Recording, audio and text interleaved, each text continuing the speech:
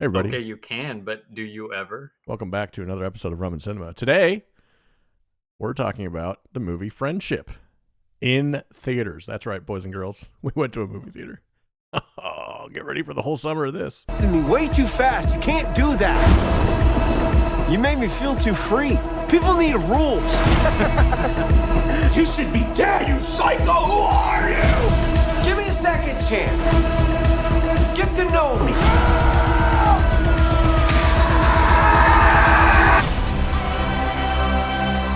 There's a new Marvel out that's supposed to be nuts. We should go see that.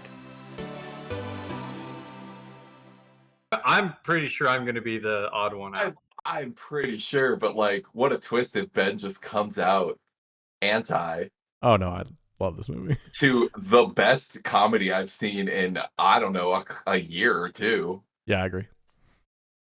Oh my gosh. Yeah, I agree. Thank God. Completely. Feels good to be on the right side of history for once. Yeah, dude. You didn't mad God us. Once again, we're pointing out that Hey. if you're agreeing with Nate on a movie, are you? Yeah, but you're agreeing with me too, so, objectively correct. And Nate, what is This it? is the perfect blind- combination of weird shit and brilliant comedy. Just incredible acting, I think. Tim Robinson is the most Tim Robinson I've ever seen, and I loved it. If you don't like Tim Robinson, you won't like this movie. It's like Canes. This movie is Raising Canes. Oh yeah, I would show like a few I think you should leave clips and be like, do you want an hour and a half of this straight? Yeah. Do you want to be it was physically uncomfortable at points. Yeah. Mhm. It's extremely uncomfortable. The actors killed it. Yeah. Honestly, a lot of the comedy was stellar. Yes. But it's just so awkward and uncomfortable, and it has a pretty healthy dash of Will Ferrell garbage era. The main character is a moron, isn't that funny? Oh, okay. That's fair. If you don't like that, yeah, you're definitely not gonna like this. Just some backstory. I'm not a big fan of that, but I didn't get that from this. But I will say, again, up front, if you're deciding right off this, if Jake's description of like this is uncomfortable and hard to watch, like doesn't make you want to watch it more, then you're not gonna like this movie. Yeah, if you don't like Yes, and I'm fully aware that for me, my dislike of this movie is strictly a genre dislike. Yeah. You don't like cringe comedy. I think as a movie, it was extremely well done. Like I said, I was honestly kind of blown away by the acting. Mhm. I found a lot of comedy bits that I loved. Mhm. It's just kind of and from what I gathered afterwards, it's a very just Tim Robinson, esque, Yeah. just cranked up to 11. Yeah. And I am not a fan of that. It's like a Tim Robinson character that never quite tips the scale until the very end. Like, usually in his bits, it's like 3 minutes in, and he's like, oh, he's the guy in the hot dog suit that drove a hot dog cart. Everyone's like, who could have drove this into the car, But it took an hour and a half to get there, and it was fun. Really is like I was worried going into this movie because I love every I think you should leave thing, but like that bit usually does have an expiration date. Mm-hmm. And I was worried about this movie. I was like, how are they going to do this for an hour and a half? Pulled it off pretty well. But yeah, it worked for me. So this movie is written. Should we actually talk about the movie? Yeah, written and directed by Andrew DeYoung. It's called Friendship. First feature that he wrote and directed. Yep. He's done some TV. He directed a couple episodes of Dave. Our Flag Means Death. Wrote a miniseries called 555. But yeah, he wrote this script and gave it to Tim Robinson and was like, I think you should play this guy. And Tim Robinson was like, I'm actually shocked to hear that it wasn't written by Tim Robinson. I think you're right. It is. It is kind of shocking, isn't it? It had to have been written for him specifically, right? Yes, 100%. I think so. He claimed in an interview that the movie was inspired from his own experience of getting iced out of a friend group, which is pretty awesome. So it's like, yeah, I think that's, it was like, so I'm an anxious person, and this movie was like all of my fears that I think people think about me put into like real form. Like it was happening in front of me, and I was like, oh my God, this is all too real. I don't get how you can get that from this movie. because the character of Craig, played by Tim Robinson, is just not believable. What part of him isn't believable? That he's like Just that aloof? yeah, he's that incompetent as a human being. And to me, as I had no empathy with him. At no point was I rooting for him. He's not likable. The character of Craig is not likable. I think that's he's awful to his wife and point. family. I think that's a fair point. You know? Yeah. He has a shitty job. He's likable and charming, but I think at the beginning, like it escalates as time goes on. I don't think at the beginning he's unbelievable. I think he's just like a guy that's zero fair. charisma. What? Okay, I guess what I found unbelievable is that he never changes or learns, and he does. He gets worse as the movie goes on. Do you think that's an allegory for how we use our phones? That's just no. Because he was the guy who makes apps more addictive to the point where you can't get rid of him, and Paul Rudd is his addictive thing in his life. Like he can't get enough of him. And the very last shot of the movie kind of tied a bow on that for me when Paul Rudd winks at Tim Robinson as he's getting hauled off to jail. I was like, oh, interesting. Just a little nugget. I see the connection of the getting I don't know, of like the dopamine hit, but not quite directly to the phone. That's fair. Yeah, but, no, yeah, I agree with that. Yeah, I think he gets worse as time. Like the movie escalates. Like it escalates into absurdity, very much on purpose. Like you have to like that. But like up to the point where he gets like ice from the friend group, I think he's a completely believable just guy with zero charisma who can't read social signals. Actually, I do think that's fair. I was like getting annoyed with him early on, just like I guess like the slapstick stuff, like, oh, his shoe, he loses a shoe in the sewer, and he's like, fuck, you know. And I'm like, that's not funny. I think that Taylor described him as just like being incredibly childish, like having childish reactions to things. Yeah. And the thing is, I absolutely believe that there are people like that. Yes.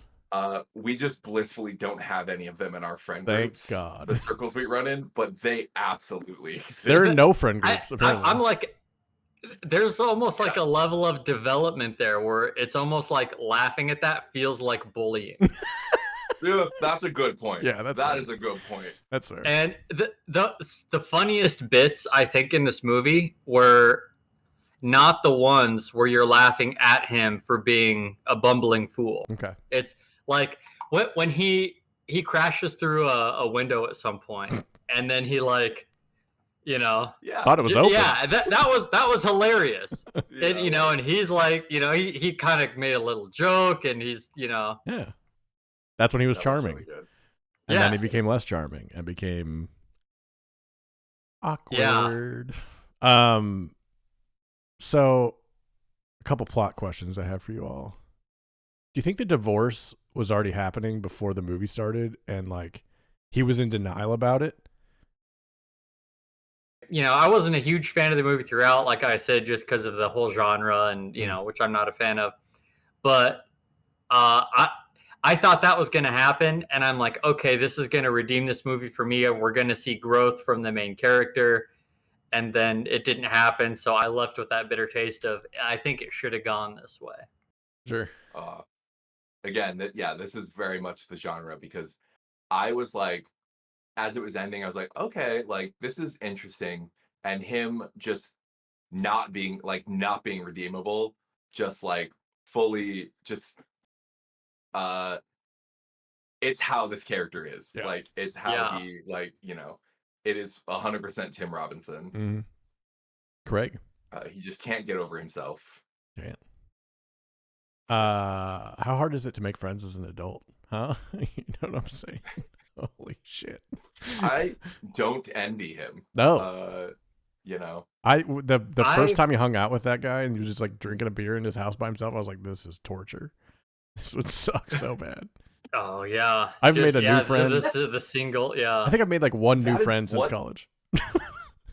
Oh, absolutely. Yeah. This is what you need. It's why Austin's character is so charming because he just has no shame. He's just like into what he's into and so confident that it's cool. And Yeah. like he made their hangouts fun. Yeah. Yeah. And that's the truth of it is pretty much every hobby is cool if you're listening to somebody who loves it talk about it, right? Mm. Yeah. And Austin's aren't not embarrassed. he's not afraid of that. He's like, yeah, this, Yeah. these are the things I'm into. Sure. Hey, my punk band is playing. You should come check us out. Like, oh, hey, I want to show you this thing I just ordered. He's just unabashed about it, and it makes it cool to the point where Tim, who, as far as I can tell, doesn't really have any hobbies or anything. He What about just those Marvels? the The Marvels. With a V, not a The V. Oh, yeah. favorite. Marvels. Oh my God. Everyone's just referring to them as Marvels. Marvels. Yeah, Like, that you was see that new pretty Marvel. good. You It's guys see that supposed to new be Marvel? sick. Oh, no spoil. This is Yeah. spoiler-free garage, guys. Yeah. I'm serious. I'll ask you to leave. So good. But it was Craig just tries to emulate Austin. He was very, very sold by, okay, this is what it is to be cool. Yeah. So And in taking order it for wrong, me to that's be taking cool, I'm that it going has to to be do those these things. specific Yes. things. Right. You have to buy our old artifacts and go mushroom hunting and explore Yeah. the sewers. Oh my god, the mushroom hunting was so funny. Mushrooms. Oh my god. You're just sitting in the mall, just like The cut to of him sweating. Yeah. so good. Oh. So many that moments. guy on that duck was flying. This movie is great. Go see it. So yeah, after we went through that now, do you think the divorce is already happening?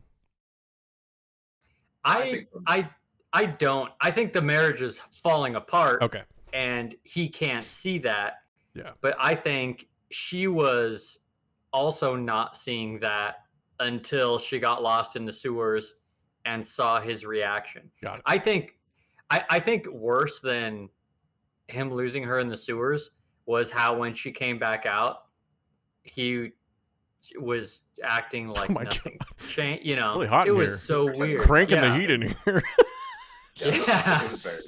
She's in like a like those foil blankets, like space blankets. Like obviously just like had a really rough ordeal. Man, you guys really burning the heat in here. Just like Attica has something to say. Yeah. Oh, it's so Yeah. good. And how do you about him? It seemed at the beginning like it was like a bad marriage, but like, a stay together for the kids, kind of like she just doesn't care about him. Like she's given up on him. Yeah. But like wasn't ready to leave him. Oh my and God. then got her wake up call. So she has cancer. They're in a cancer support group. That's like the first scene of the movie, and she talks about not having an orgasm. Will I ever have an orgasm again? Yeah, and he's like, Yeah. I'm having plenty over here. Yeah. So good. That one honestly was because that was still early on in the movie, and that was a little endearing because Yeah. I'm like, oh god, you just feel for him immediately, and then he tries to crack a joke. It doesn't, it was funny for us, but it definitely didn't land in the group, But you got 95 more minutes of this, buddy. Buckle in. It is very much like part of it. Like Tim Robbins, everyone in this movie acts insane at some point. Yeah. Like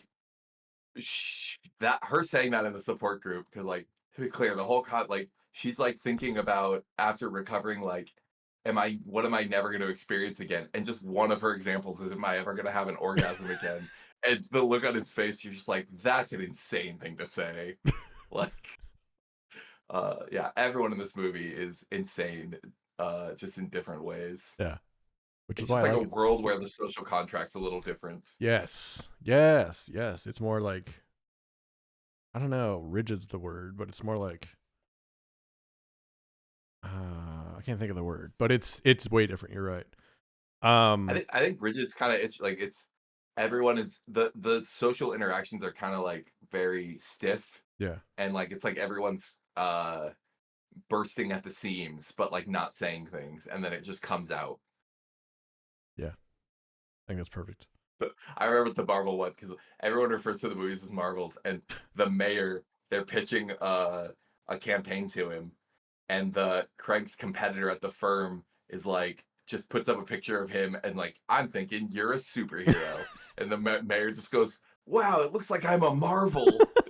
God, yeah. That's so I good. died. What do you rate this movie out of 10? Sorry, Jake, go ahead. The whole ad campaign thing was weird too because they show Craig's and it's like bad, Yeah. you know. Like I don't think that the theme is bad. It just looks like a kid did it like in 10 minutes as a school project, right? Like really cheap photoshops and you know. Well, and then when And he then starts doing it, he like screws up and he goes, "Fuck, God." Yeah. Yeah. And it's the same thing for the other guy. Like, can you imagine if a guy ran for mayor and his poster was like a superhero with the mayor's face just cut and pasted on it? Like, it's not even a good cartoon Photoshop. superhero. I mean, yeah. to be fair, it's a pitch deck. You know, we're gonna make it better. But yeah, I get it. It's just it was just odd. It was strange. I'll give you that. I give this movie a 7 out of 10. I have it behind Heretic, but above Nosferatu. I'm giving this a 3. Whoa. That's so rough. That's so rough. I'm probably talked into a 4. And again, I fully acknowledge that almost the entirety of this for me is that I just don't like this this type of comedy. For clarity, I gave Rumors a 3 and Mad God a 4. I would rather watch Mad God than this, but it's close. Wow. That's wild. That's impressive. They are equally uncomfortable. Okay. And Mad God had beautiful visuals. That's fair. That's fair. Nate, what would you give this one? I can't wait to watch this again. I think it is a 7. It's not groundbreaking. I just think it's really funny. Yeah. It is true. There were higher than a 7. Yeah.